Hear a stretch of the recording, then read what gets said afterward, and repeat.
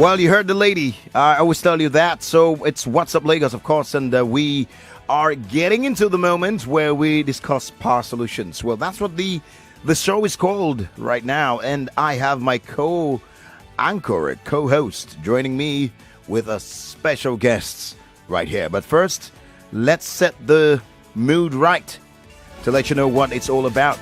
It is where we discuss the aspects of power, how we can bridge the gap, the energy gap, if you like, in Nigeria. I'll be right back to bring you my co-host just in a moment.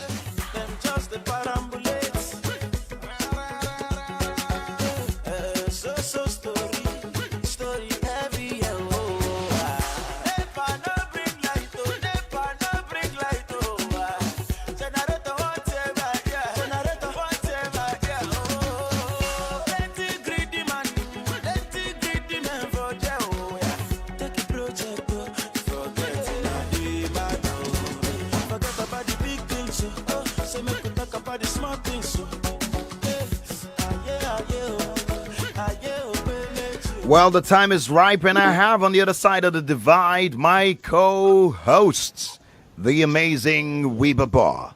Good to see you. How are you doing today? I'm okay, Collins. Thank you for playing the song. When you played the track at first, I was disoriented. So thanks for bringing it back in. Absolutely. So let's get into it. I still think it's the best theme song on radio, man. It's awesome. Anyway, I think so too. Sounds great. I mean, it tells a story in itself. And that's what we're here. Talk about power. We want people to stop, no bring light. They stop having that complaints and they start doing something, right? Exactly. We have a special guest. Exactly. Would you do us the honors to at least bring our guest to a listener? Yes. So this morning, our guest is Olumide Adeosun from Ardova PLC. Mm-hmm. He, like me, is an Arsenal fan, so obviously had a very good celebratory weekend. Been a very good week. So Olu, welcome to the show. Thanks for coming on. Thank you very much, Wiebe. It's a pleasure to be on. All right. So tell us, Olu, tell the audience a little bit about who you are and how you ended up as the CEO of Nigeria's largest retail petroleum company. Thanks, Wiebe. I think it's great that you call us the largest downstream company. I'll remind my chairman when I see him next. Okay. So I fell into the oil industry, I think, by chance. My educational background was I studied architecture in California. I graduated at that very awkward time in the 90s when there was a global recession and architects were not getting jobs for love or money. My father had been in business in corporate, and he kind of suggested that, look, if you want to stay in architecture, then you really got to maybe start your own practice and do it that way, or you might as well try and get into business. I looked at the odds, and I saw that all the architects that I admired were in their 50s and were just starting to make names for themselves, and I couldn't really see the shekels in the business either. So I decided to go down the business route. My first job was at PwC. I joined them after I did a master's in maths, cryptography, to kind of convert. And I did a lot of work in tech risk specifically. Over the course of the tech risk, I got a job. One of my engagements was with BP, who were trying to do a few interesting things in secure payments at the time. And I got stuck there, and I spent about 16 years there in the end. I joined as a risk analyst, and I worked across a number of roles, commercial and functional. I think the best thing that happened for me at BP was, and this is kind of like, luck actually is a very common, or let's call it good fortune. When I was at BP, when I joined BP, I was invited to join something called an Emerging Leaders Program. And it was a program for people they thought had potential. And what that meant was that you got to work across the business. Mm-hmm. And in that business, I ended up in the supply and trading business, and I really had a good time doing it. Part of my remit at the time was to develop a strategy for trading in West Africa. Before that, BP had been trading in West Africa, but not in any kind of meaningful way. So we put a strategy together. I was part of the maiden team that came down here as a VP Commercial Development and Operations. And I really enjoyed the time I spent here. It was about 6 months in 2011, 2012. And before that, I had not actually had a professional job in Nigeria. I had never worked formally in Nigeria. So when I went back, I resolved to do everything in my power, in my ability, to make sure I was back in Nigeria and doing something in the oil sector. In coming back to Nigeria, the avenue I got in was through consulting. I did a lot of consulting, particularly in the upstream and downstream space. And over the course of that time, I came to work with Prudence, and the rest, I think, from there on is history. And that's how I found myself running Ardova PLC, the largest indigenous downstream company. Wow, what a journey. Very inspiring, I must say. And if you're just joining us, you're listening to Power Solutions. We're live on Nigeria's number one for talk, 99.3 Nigeria Info. Have Dr. Wiebe Boer on the other side. And our special guest, Adeosun, who just explained a few things that you needed to hear. And we're theming this conversation, catalyzing Nigeria's economic growth through renewable energy. And I'll just go straight with my next question for our special guest today. And that's talking about the gentleman Olumide Adeosun. Now, tell us about the acquisition and rebranding of the Fort Oil to Ardova PLC. And how was the journey like for you and the company? We'd like to know.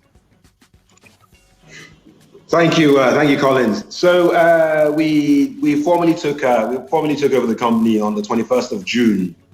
One of the things that was obvious over the course of the negotiation was that we would have to change the name. Not because that's the first thing we thought, but because the name is actually personal to the previous owner. My chairman, who basically had the foresight, the vision, the deep pockets, and the proverbial strength or courage to do the deal, basically was insistent that yes, we have to rebrand, but we had to rebrand once. We're not going to get 3 or 4 goes at this. We have to rebrand it once. And so we knew that we were going to have to move from Forte to something else. So we invested a bit of time trying to think of what the business itself was going to be, the kind of business we wanted to be running in about a year's time. And it became very clear to us that what was missing was that we needed to make that transition from a traditional petroleum company with oil in its name to one that was really starting to think of the energy transition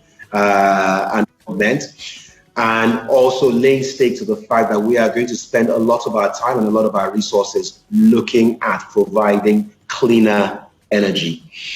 So the journey then became about finding the right company to visualize the brand that we saw.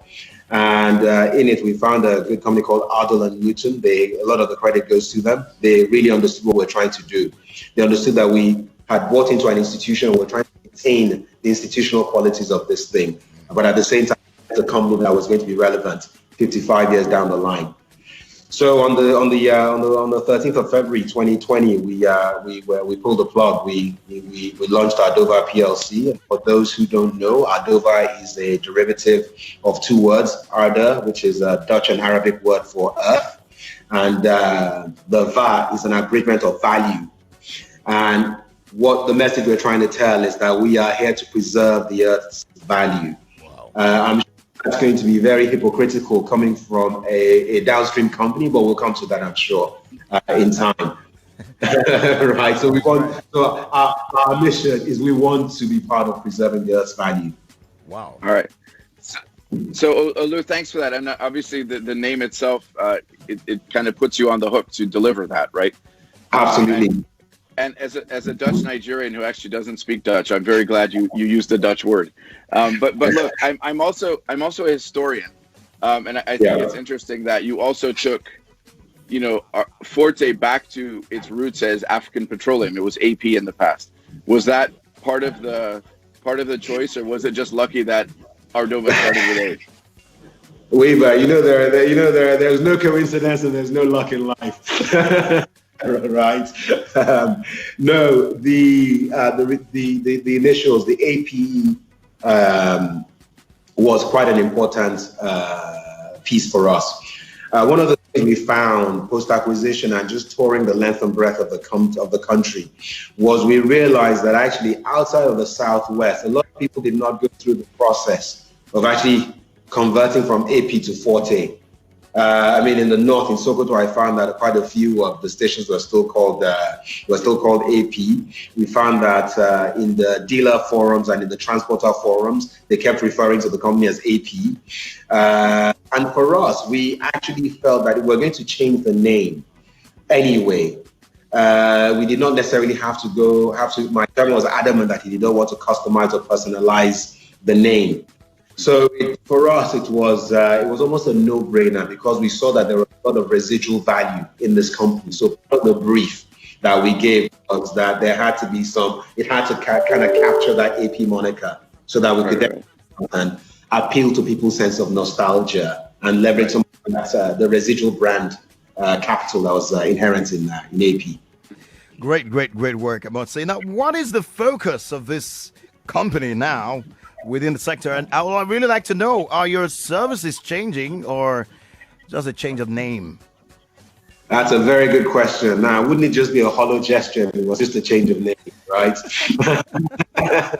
So what we do very well as a company, and what we've done very well for the last 55 years, actually, Collins, is that we have built a lot of excellence in the distribution of hydrocarbons, the supply and distribution of hydrocarbons. Particularly in the retail space, we also have industrial customers. We're not going to transform this business overnight. 90% of our revenue still comes from the supply of hydrocarbons. What we are staking our tents out for is the fact that we recognize that actually hydrocarbons globally have a time to live, have an inherent risk associated with them. The risk has always been there. We didn't just it hasn't just come up today. And we're aware that technology and progress has meant that there are other means of delivering energy.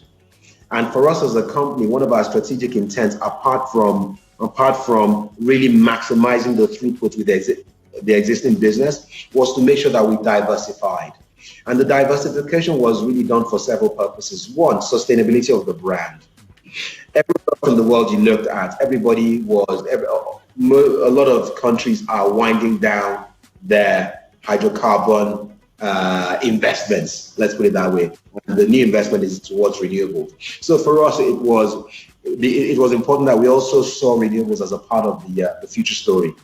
We're blessed in Nigeria to have a great deal of sunshine. We're blessed in Nigeria to produce, because of our large population, to produce a lot of waste. We're also blessed to have a very large energy consumption. So if you look at those three things together, then really trying to play the card forward is really about trying to make sure that, one, you are leveraging the natural resources we have that are not necessarily hydrocarbon, leveraging our distribution capability, and then try to tie those two together so that you are now using the hydrocarbon capability to deliver clean energy at people's points of view. So new services. Sorry.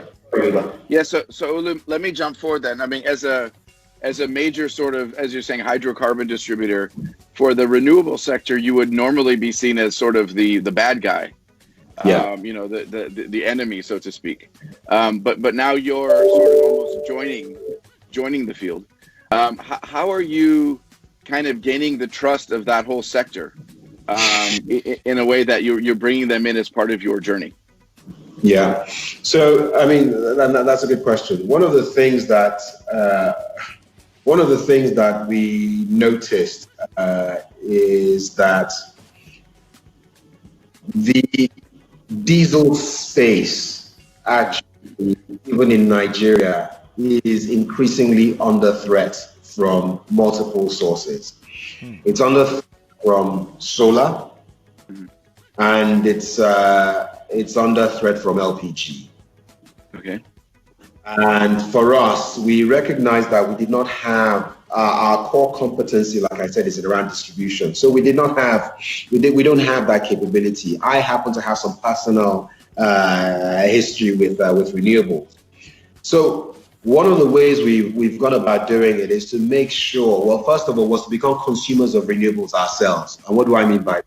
The first thing we did was to recognize that we were also burning hydrocarbons at our stations. So to run them, why don't we let's start converting some of our stations to run on renewables. Let's try. So we became customers to the guys who do this, if I can name check on this show. But we use the leading solar company in Nigeria, and we now have 12 stations that are piloting, running entirely or primarily on solar. And for some of the other initiatives that we'll be looking at, we don't have the capability, so we've actually been collaborating with various experts in the field. And I think that and there's a nice synergy there, because some of the things that we have, they don't have. So not a lot of renewables companies have the reach of the nationwide presence that we do. Not a lot of them have the customer base that we do, that are already consumers of energy. So really the journey is about conversion. So what we try to do, at least on the B2B side, is to make sure that we're working with people who know what they're doing. Now on the customer side, on the retail side, we know we have a lot of work to do. I don't think people are necessarily going to start believing that a company that has been trading in dirty fuels for so long is suddenly going to become a purveyor of clean energy. But we hope that by putting a few of these hubs down and people seeing them working, people see walking the talk, and hopefully we'll gain credibility that way. Well, great. We're speaking with the CEO of Ardova, and we are discussing catalyzing Nigeria's economic growth through renewable energy. A lot has been covered just thus far. There's a lot more to talk about, just like my next question now. You said that one of your goals really is creating energy sufficiency that empowers. How do you think, or what do you think can drive this for Nigeria, and how will it help? Yeah. So creating energy that is sufficient, that empowers, for us, so our philosophy on fuels is that fuels are not something that you add on to your day. Fuels are an inherent part of your day. So for a guy who's got a job interview and needs to be there on time, we are the guys that kind of make sure that the station is open at 6 o'clock when he needs it, on Sunday night when he needs it. Make sure that the public transport that he's going to use to get to that interview does that. Now, for us, the idea, we expand that idea into the renewable space. It means that we would like to support people in more than just an individual way. We see filling stations as the last bastion, of the last physical infrastructure that most people will see now. Banks have gone online. Most things have gone online. So really, energy is one of those things that you cannot sell on. You can't sell via credit, right? I can't wire you power. Not yet. Not yet. It's coming, I'm sure, right? Not yet. So what we started to look at is to see, well, how do we make these stations that are the last bastion of civilization, if you like, or light industry for most people? How do we make stations do more? Well, we are very lucky that we are located in different parts of the country, and different parts of the countries have different characteristics. I know livestock, some are known for agricultural produce, some are known for their maritime activities, etc., etc. Have natural resources. And part of the solution that we're hoping to bring is to be able to extend the utility of a service station such that it becomes something that you use to add value to whatever your community is able to do. And we know power has that inherent ability. Power allows you to add value to things, right? Allows you to convert cotton into fabric, right? Power allows you to take a tuber of cassava and convert it into gari. Power is that thing, and what we're saying is that we would like to provide power at the point at which it is needed, so value can be added almost at the point of need, and that's what we mean by that. And we're already doing that in the hydrocarbon space, and I think it's natural progression. We're making sure that we use energy to actually create value for people, or allow people to create value for themselves. Okay, so let's then go to another one of your focus areas, and actually the theme of the show, catalyzing Nigeria's economic growth through renewable energy. Again, it's amazing that a downstream oil and gas company is now, looking at doing this. How are you hoping to accomplish this? How are you going to help drive economic growth through renewable energy in Nigeria? Okay, I'm going to try and do this without giving any trade secrets away, right? Right. We are in year one. We have the balance of 3 years to deliver on the 4-year strategy we set out to deliver against. But one of the things that, I think in the previous question that I was trying to set up a platform where if we believe that actually by providing energy in a way that is easy to access, you are also providing the opportunity to create value. And I think what we're saying now, we're starting to recognize that actually for this to really move, for it, a catalyst is something that creates, that accelerates a process, right? So we're realizing that for us to actually use fuel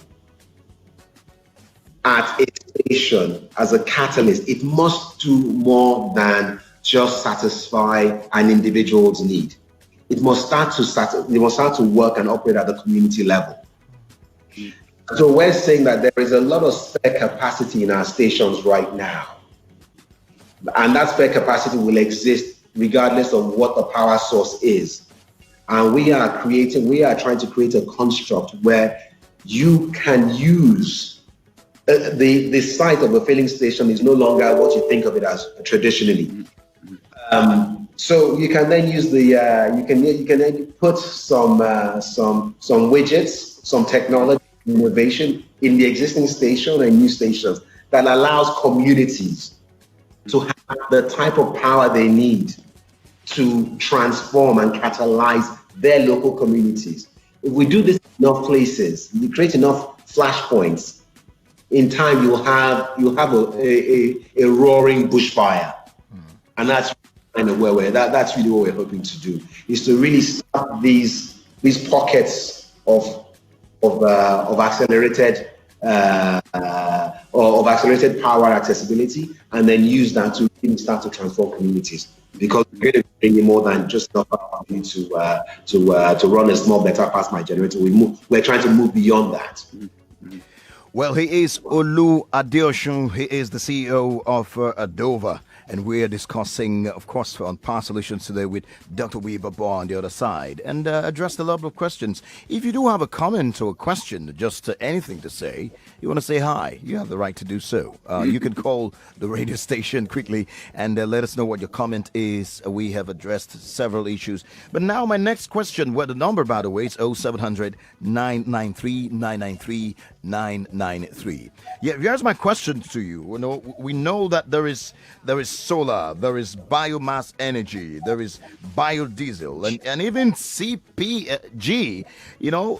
The impact of renewable energy, of course, on the health, instead of the fumes and the pollutants from diesel or even petrol, is well known. How can Ardova help accelerate cleaner energy supply, such as the few that I mentioned? Okay, thank you. So, the first thing we've done, if you want to make an organization move fast to achieve their goals, to make a public statement that declares your intent, and then you have something to be held against. One of the things we said as a company, as a new management team, was that we would look to have clean energy contribute 20% of our revenue by 2024. So we made a bold declaration. That's our goal. So we've we've nailed our colors to that flag. Now, what we intend to do is we intend to go about this via several means. So for us, we've identified three kind of primary ways to play. We're playing in the solar space. We're going to play in the waste to energy space, and we will certainly be playing a lot and making investments in the LPG space. So those are the three areas. So part of what we're doing on a day-to-day basis is maintaining what I call silent running. That is maintaining the hydrocarbons business. It's still doing well, and I think if you go look at what we're doing now, we're doing okay. But in parallel, we have started making investments, signing, forming partnerships that will allow us to participate in these three areas. And we think by increasing our participation in these three areas, in the LPG, in waste to energy, and in solar, we're already taking hydrocarbons off the ground, right? We're already taking those pollutants off the ground. And by investing, the more we succeed with the renewable investments in renewables, which is what it actually needs. It needs a lot of blind investment right now. But for most of it, we're seeing that the payback is going to be in 2-3 years. So we're quite comfortable with that. Because the benefit is far greater than anything that we can that we can look at the time as well. Wiebe, right. Okay, so, Wiebe, you're taking us home, we're but running out of time. Yes, you're taking us home now, but I think someone has been on the line for a while. Let's see if. Okay. Yeah. Hi. Good day. What's your name? Where are you calling from? Hi. Yeah. What's your name? Where are you calling from? Okay, I think we have to run. Our time is really fast spent, Wiebe. Okay. How would you like to take us home?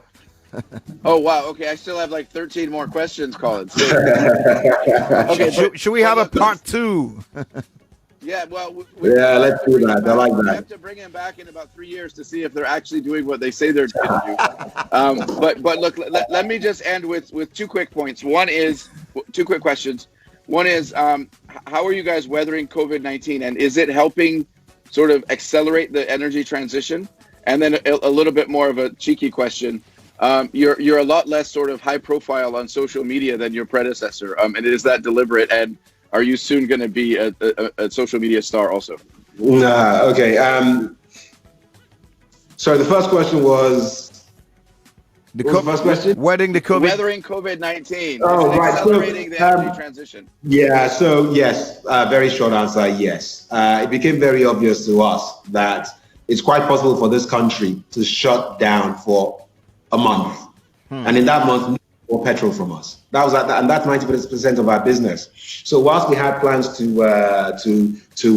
we had advanced our participation, our exploration into the renewable space, it became very obvious that we needed something more. So yes, COVID has everything to do with the acceleration. Yes, the plans were there, but COVID really brought the point home, and my board has been very supportive in that regard.